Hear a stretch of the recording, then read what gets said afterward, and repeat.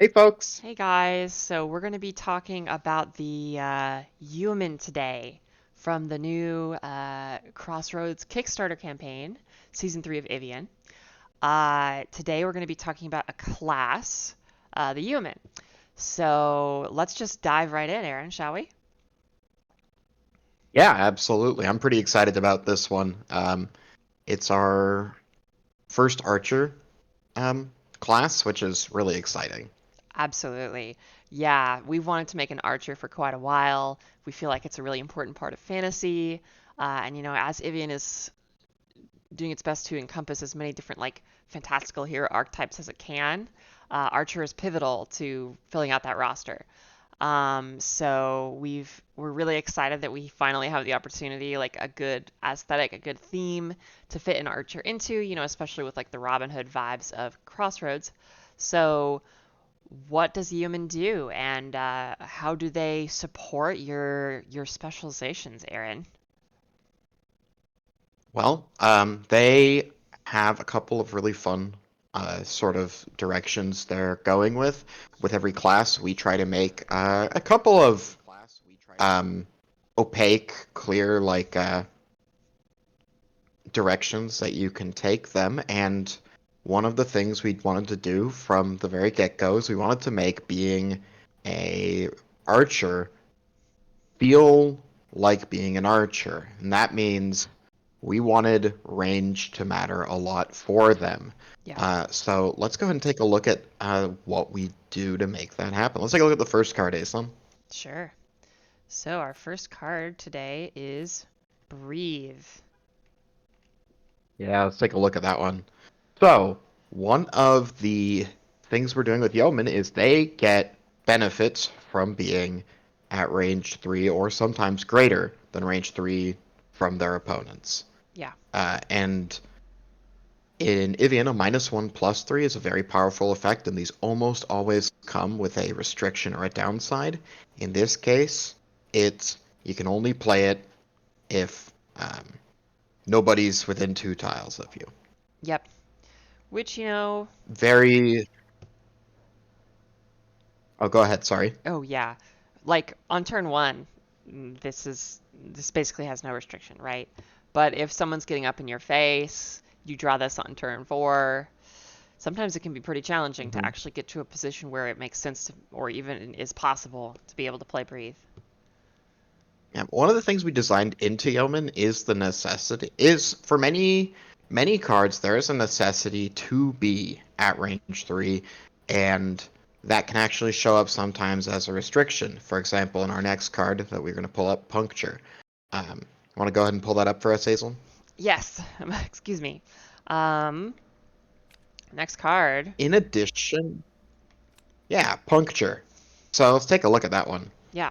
So some Yeoman cards have Precise, which is actually a downside mechanic. These cards can only be played at maximum range. Yeah. What's pretty interesting about this is we get to make cards that are at the same power level as a range 1 effect, but these are at range 3 because they can only be played at range 3. So, one of the things we really wanted for Yeoman is you never want to end your turn at range 3 from a Yeoman. And cards like Puncture are kind of the way that we do this. Additionally, um, since it's going to be pretty tough, and we really want Yeoman to still be able to have that game against range 1 classes. They have a lot of awesome mobility to go along with it. Yeah, for sure. Including in Yeah. their attacks. Good segue, Aaron. We're going on to our mobility section of Yeoman. We have Step Shot. So this is a very basic attack, but it's extremely useful because usually moving a tile costs an action or an initiative token, but you can simply combine that with movement via Step Shot. So if someone got up in your face and you need to back off, but you still want to do some damage, you can play Step Shot. Or you can play a really Yep. Not. fun, cool ranger style build uh, where you have your bow and you're shooting them, but you're using step shot to get closer so that you can start using your melee attacks, which is my personal favorite style. Yeoman is a very high mobility class. And yeah, not all of their cards are precise. That is just one of the archetypes you can go into if you want to do that Master Archer aesthetic.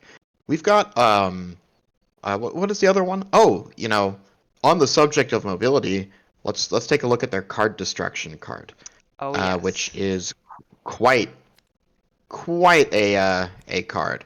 We don't have art for 4A. this yet, so use your imagination. So it's still on its way, but this is usually with card destruction, it's choose one. You can get one effect or you can get the other. This one, you can do both. Which You can is destroy a card, or you incredibly can good. travel a tile, or you can do both. It's a really good way for Yeoman to keep progressing the board state while maintaining that distance. They have a lot of little baked in movement effects like that. And we're really excited to have get these uploaded for you guys to take a look at them. But that's not the only archetype. Well, yeah, We something we really have quickly I mobility, and wanna we've got I yeah. wanna Go ahead. interject here and stay just a little bit longer on this. So Oh, sure. green, there are 6 different colors in Evian. White, black, red, blue, green, and gray. Green's color identity and what it does in Evian is it's very good at moving around the board. It's very good at manipulating where you're standing. Oftentimes it's good at manipulating where they're standing. We see that in Druid, the green class from season 2. Like they have one of the best instant speed travel cards in the game in Wisp form. And we wanted to make sure that Yeoman, our second green class, was evoking this as well. And so, like we're showing here, and combining their very powerful movement options with the precise keyword gives them this technical control over the board and where they're positioned and that advantage over their opponents.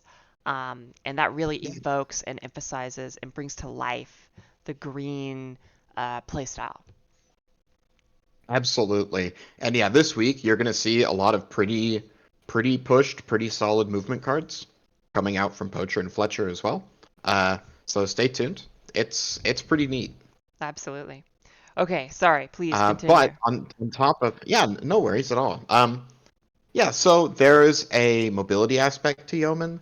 There is a precise, like Master Archer aspect to Yeoman, but then there's the hunter side, because these Yeomen aren't just a professional soldier. These are hunters by trade, and because of that, we have given them access to poison. Yes. Let's take a look at some of those. Yeah. Oh, should we talk about the poison Uh, mechanic first? yeah, I'd actually love to do a quick segue into this. I'm actually going to change my color to blue, and I'll do a little demonstration for people right above Twin Fang Aislyn, so you know where to put the camera. Sure. All right. So, we have a new mechanic in Evian. Oh, I need to be promoted, I think. Oh, oops. Okay. I got you. There you go. Yeah, and don't forget to F6 at the end to hide the Yep. UI again. Yep, I'm on it. All right. So, let me. There we go. Okay. This is poison. It is one Yes. of the new mechanics and tokens added into Crossroads, and we're really excited about it. This has been something we've wanted to add for a long time. This is a damage over time token. If you wanted damage over time, Some it's cards, finally here. right. Now, how do you poison someone? Well, let's take a look at Twin Fang. This says poison somebody twice. If you did that, you would take 2 poison and put it in front of them. Just like control, just like resources, you can't have more than 5 poison on you. That's the maximum. Um, how does it work? It's pretty simple. At the end of a poisoned player's turn, they take damage equal to the amount of poison on them, So if I had 3 poison which tokens, how much damage do I take at the end of my turn? you would take 3. Okay. Now, you can get rid of poison, but it's going to cost you. In order to get rid of poison, you have to spend an initiative. And each initiative you spend to get rid of poison um, gets rid of half of your poison rounded up. So, what that means is if I've got 3 poison on me and I spend an initiative, I don't do anything else with that initiative, but I do get to get rid of 2 poison. So Yep. it ends up being what I've kind of discovered with this mechanic is you kind of have to get a feel of did they are they planning on poisoning me a lot, or do they just have some incidental poison Yeah. effects? Because If if it's they the just end up, former, yeah, sorry. oh no, yeah, no, totally. Go ahead. Sure. So if they end up poisoning you just one time, sure, you could spend an initiative to get rid of one poison, but that's not very efficient. But if they love poisoning you, let's say they send you to your max of 5, you can spend one initiative to get rid of half of this rounded up, which is at that point getting rid of 3 poison tokens. So it's way more effective to Absolutely. remove poison when you have a lot on you, which means that incidental poison, if they just put a small amount of poison on you, is a bit troublesome. It's not very efficient to remove it. It generally sits there and just kind of pokes you every turn. But if they're committed to poison, it becomes kind of half dot or like half damage over time and half like taxing your card and movement economy because you're needing to spend these initiatives to prevent damage to yourself. Yeah, exactly. So it's kind of interesting. I am willing to spend my initiative to get rid of a single poison if I think that they're only going to poison me maybe 3 times in the game, because that's going to prevent what 4 or 5 damage maybe. But if they're poisoning me constantly, a large amount, I'm always going to have at least one poison on me, and I got to accept that. And Yeah. then I'm waiting to spend my initiative to get rid of 2 or more poison at a time. Um, there is really, it's a really interesting mechanic because you can always spend your initiative to go down to like 2 or 1 poison.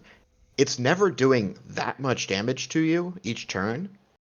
But If you're if somebody stopping it. starts stacking poison, yeah, if you are actively stopping it, yeah, that's the question. Is basically if somebody's putting a lot of poison on you, you have to actively stop it by spending your initiative, and then you're losing out cards.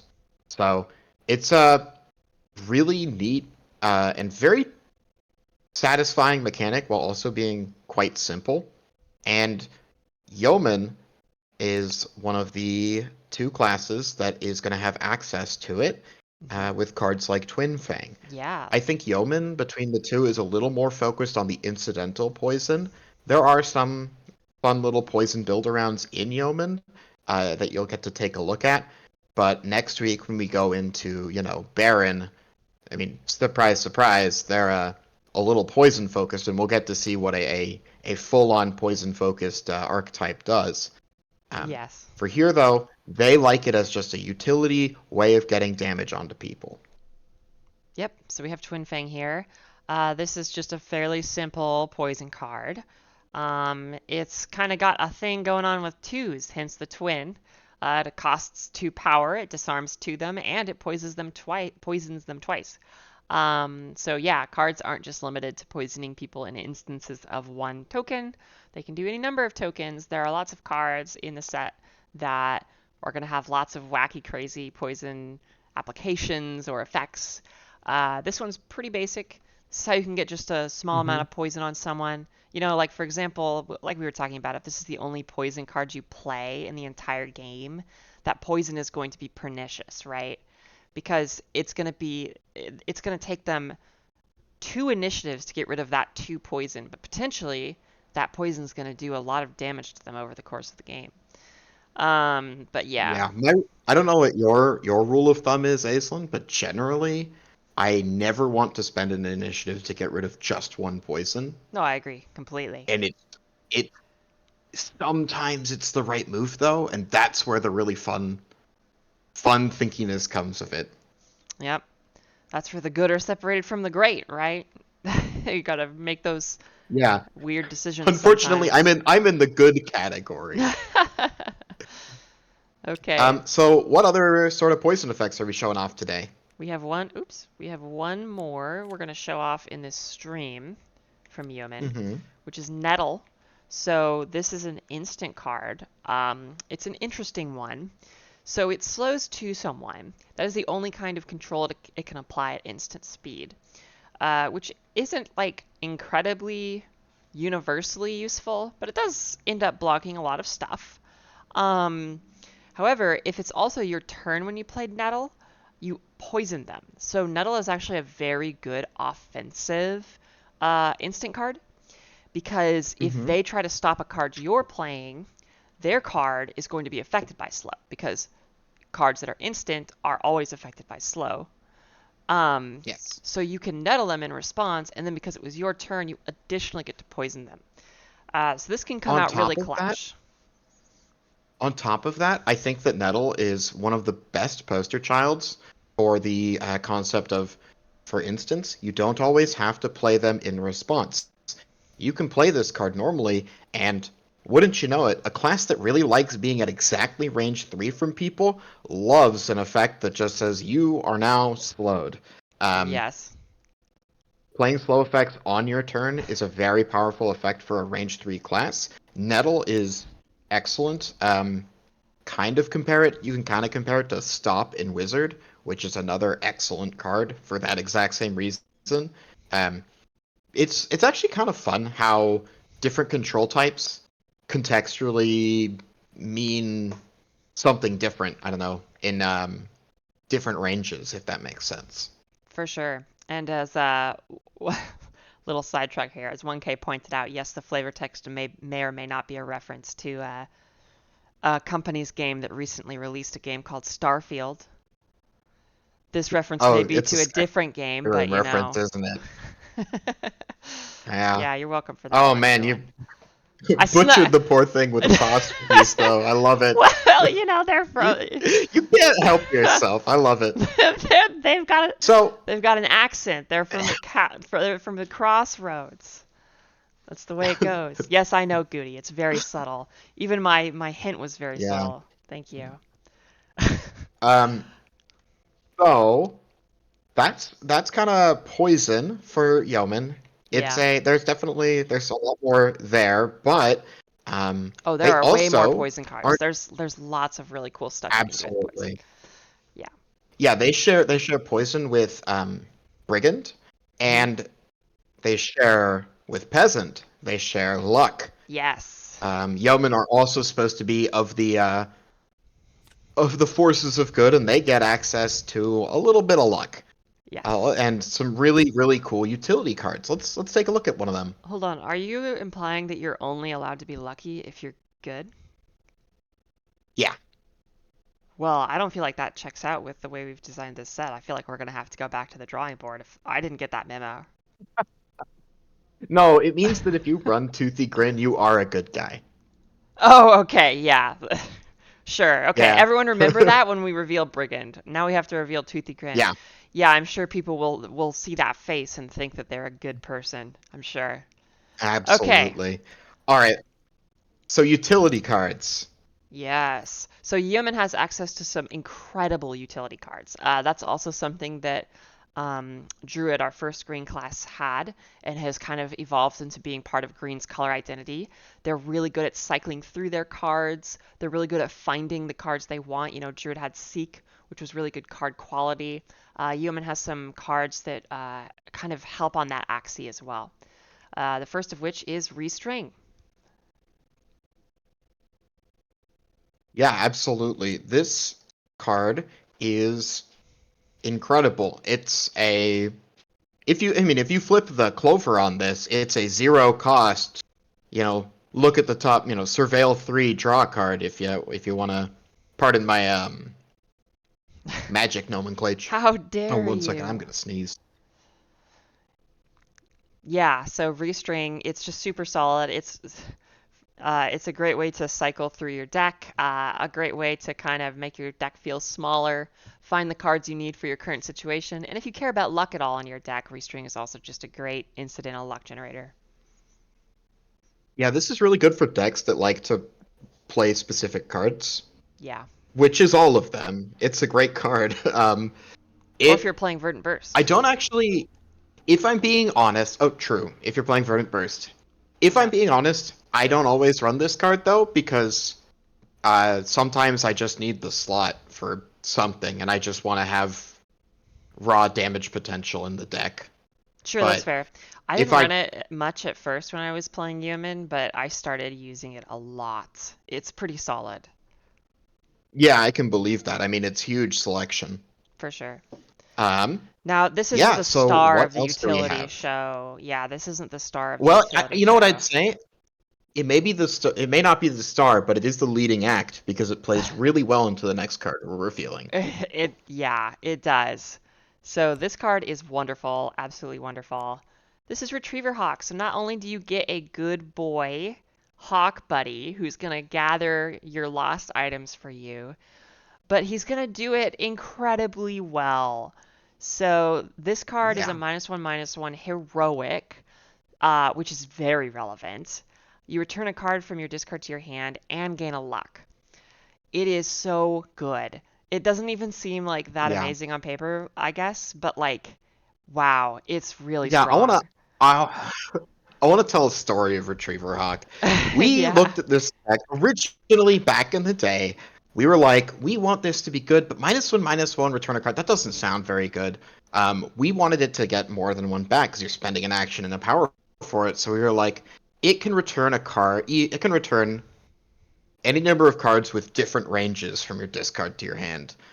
That ended up being insane. That was grabbing back like 3 or 4 cards whenever you played it. It was horrific. Yes. Then we slowly, as during tested, started taking cards away from it, and then we realized, wait a minute, this is still playable 100% as just a -1/-1 return a card. Retriever Hawk is excellent. It Uh, goes in every don't deck that you play with human, pretty much. At Yeah. least for me If you're personally. Yeoman, I think you run at least one. Absolutely. Yeah. Because its value towards the end of the game is incredible because it's damage or utility, whatever you need, um, and allows you to go lighter on some of those effects. Yep. So let this be a lesson, everyone. Turning cards from your discard to your hand is really powerful. All Yeah. right. So let's take And a we got look at one more the, for us. yeah, the Oh no, last. we got a. Well, we Oh, have this is the last skill card. this is yeah, this is the last human card that we're gonna show off. This is one of the most interesting human cards we're gonna be showing off today. Aaron, would you like to Yeah, can I do a talk little about? preface to this? Yes. Yeah, before Go we ahead. flip it. So we really want this to be the Archer vibe. So we have really cool, precise archers. We got the hunter sort of poison archer. We've got the mobile ranger sort of archer. We also wanted the volley of arrows archer. And there Yeah, are a couple cards that do that, but none do it quite as well, quite literally volley. Let's take a look at this card. this card. Not only does it have Minus amazing art, one, -4. It's a -1/-4, blow one the opponent, and then you get to play 3 attacks from your discard with total resource cost 3 or less, and you get to play them instantly just for free. Any 3, and then you put them back on the bottom of your deck. So if you were at 4 and 4, if you were at 4 actions, you play 3 -1/-1, -1+1s. Then you just get to volley and play them all again. This card is incredible, and it's so fun with Step Shot. Because if you've got like a range 1 effect, you can use Step Shot to move up, and then put in some range 1 stuff. It feels incredible. it's really cool. It Yeah, I highly recommend checking this card out. It is one of the coolest finishers that we have in the game. Also, slowing somebody is really nice. It just makes sure all of your stuff pretty much is guaranteed to resolve. Yeah. I mean, they couldn't respond to the cards in any Right. case. They all just happen. Pew, pew, pew. Yeah. Yep. This card is Uh, a really sweet build what around. a card. There's going to be some cool decks with this one. Absolutely. All right. So So, that's what we're going to be showing off for the Yeoman skill cards. There are like 11 more that we'll be taking a look at, or we'll have posted and you guys can peruse. yep. But let's take a look at some of the green traits that we're adding. Yes. Yeah, so these are green traits. They're not associated specifically with human, but they're coming in the Hmm. Crossroads. So you can use these with any character that has green in their color identity. First of all, we're going to be looking at a very simple one that's going to be nice for a lot of decks that either don't know what they want in their traits or just need some basic damage. So this is another great example of a card we're adding to the game that has charged in a core season. Shoot. It's very simple. It's a -1/+1 range 3, deal 3. You can only play it 3 times, Yep. so if you don't know what charged is, at the start of your game, when this goes into your trait area, you put 3 little charged tokens on it. Here, I'll grab these. Okay, you put them on shoot like that, and then you can play this card. To play this card, you have to remove a charge, and then you get to play it. Hmm. And once it has no charges left, you can't play it anymore. So you only get to play shoot 3 times, but it is power generation in the feat zone. It's also, a total of 9 damage from the feat zone, which isn't terrible. It's a decent amount. Absolutely not. Yeah, no, if you were running Strike in a survivalist and you were playing it like 3 or less times, you now have that at range 3. Um, this is it has charge, so it's not strictly better than Strike, but for many decks, they're just going to want to run Shoot instead. That's a very great, solid card. Yeah. I can see many illusionists using this as well, because as Aislyn mentioned, this is a green trait, it's not a yeoman trait. So if you are playing illusionist, illusionist green, it can run that, even if it's not a yeoman. Yep. Exactly. Next up, we have a trait that synergizes with both peasant, friar, or excuse me, synergizes with all of peasant, yeoman, and friar because all of them care about luck. This Oh, this is card is scary. Lady Luck. So it's very Yes. simple. It. After you flip a luck token, if you landed on Clover, you get to heal 1 HP. So that might not Mhm. seem like a lot, but my goodness, does that add up as a friar, especially, or if your deck is just committed to making tons of luck. Yes, this card is fantastic. Um, the passive life it generates, if you go moderately into luck, it's going to get you at least 5 HP, which is our benchmark. Just a little design note. When we design traits like this, we want in an average game for them to hit 5 life total difference, and then if you go fully committed into it, um, for them to go a little more. Lady Hmm. Luck hits that, and if you go full into it, it can do a lot more. It's a very, very strong card. Yeah, for sure. And Aaron, I love that you mentioned that little design note as like a benchmark for what we aim for. So if you love tinkering, you love making your own custom cards, remember that. Around 5 Hmm. HP or 5 damage For a most of the passive, time for a passive trait. That's generally what we aim yeah. for. You can even use that knowledge in the Make a Trait competition, which is coming tomorrow. Yes.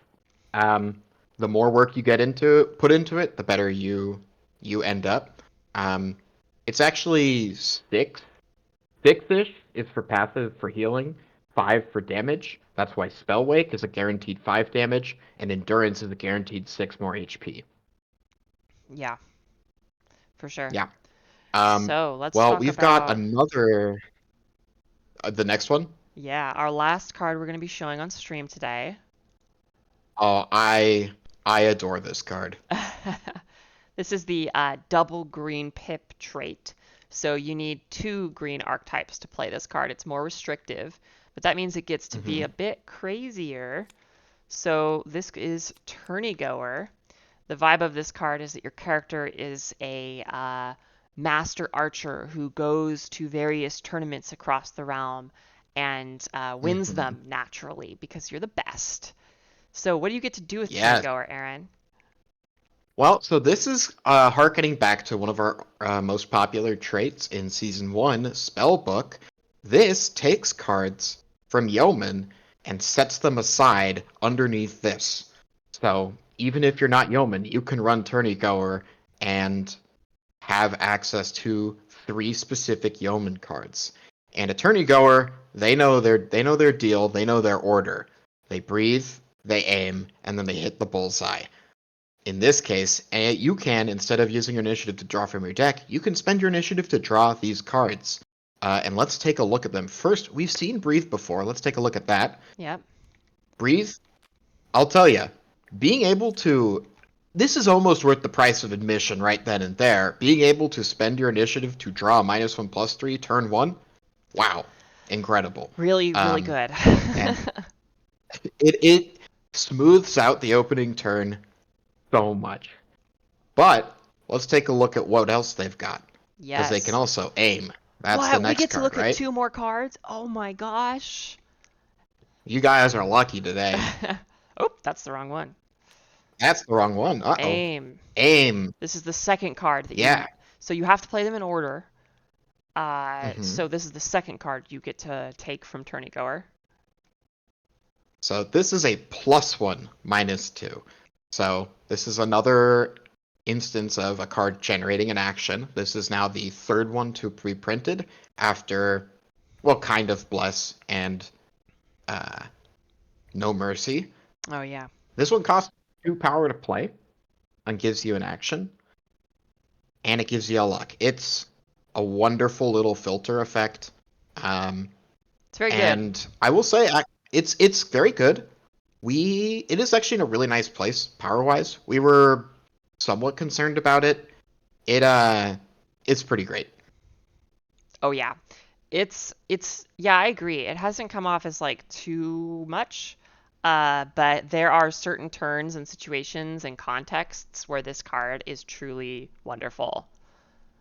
Like, for example, a turn where you're going to play a bullseye or a puncture or do something precise, being able to get an extra action on that turn is great. And that's really what aim is for, is on the turn where you're going off, aim allows you to just get a little more out of there, especially if you're playing a lot of power generators, because if you're doing a volley deck or something, um, that's where aim shines. Yeah, because it needs lots of actions for sure. But what's the big payoff for being the tourney goer? How do you hit the target? Oh yeah, well, that would be Bullseye. We actually got art in for this, I think yesterday. We haven't got it on the tabletop simulator, and the art's excellent. It's very cool. It's a Um, sketch, so it's not done, just so you know if you see it and you're oh, on I the see. website and you're like, "What? This is like not done." It's not done, but it looks awesome. You'll get to see it on the website and tabletop simulator later today. But yeah, how does Bullseye work? What does it do, Okay, Aaron? yeah, so this is the big finisher for the um, precise Master Archer vibe. It makes your next attack gain precise. So then your next attack has to be played at max range, but it deals 8 more damage, and if it resolves, you get 2 initiatives as, you hit the bullseye. Yeah, Aaron, why did we This card decide to make is this card give you awesome. initiatives? Oh, shut up. Oh my god. Okay. It's it's because wow, Yeah. put me on the spot like that. Why? It's because I thought initiatives look like bullseyes. Oh, it's because That's it. initiatives look like That bullseyes. was No, but in that's all, the design reason. but in And all, in all seriousness, though, like it works great. Like mechanically, yeah, it does work really we'll nicely. see. And it also works really well with Tourney Goer. You spent 2 initiatives to get this bullseye. Hey, well, good news. You're gonna get those back. If Yeah, you can get through and actually resolve it. Then there will be some other reasons that will make themselves clear soon. Um, Bullseye is awesome, and I love it. That's yeah. it. This card is incredible. Um, It's of really note, fun to no, play. It if you feels have a card that so does, good to yeah, hit the bullseye. it really does. If you have a card that um, deals damage twice, it doesn't add 8 to both of them. Just that's not how that works. That would be terrifying. Yeah. Um, yeah, To answer no, your so question, Carl, that's no, it does not. They don't go back. You play the breathe, you play the aim, you play the bullseye, you're done.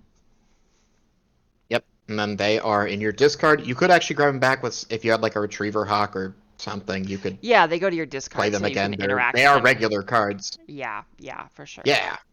I think something else that's pretty fun to note about this card specifically is that precise, the keyword, it says that the card can only be played at max range.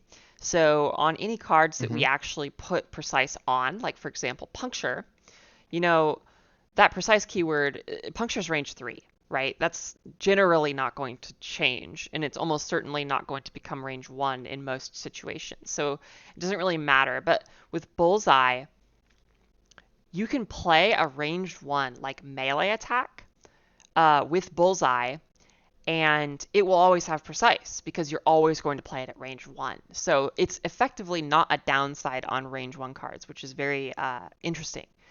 I just thought that Ah, would be fun to note. yeah, and I think that one other final clarification is all cards, um, all tiles that a range one card with reach can hit would count as being precise. It doesn't have to be on a diagonal because reach treats them all at being at range one. Yep. So that's the answer to your Yeah, question, Carl. Yeah, it works favorably with reach. it Um, works favorably with reach. It does not work favorably with leyline, I believe.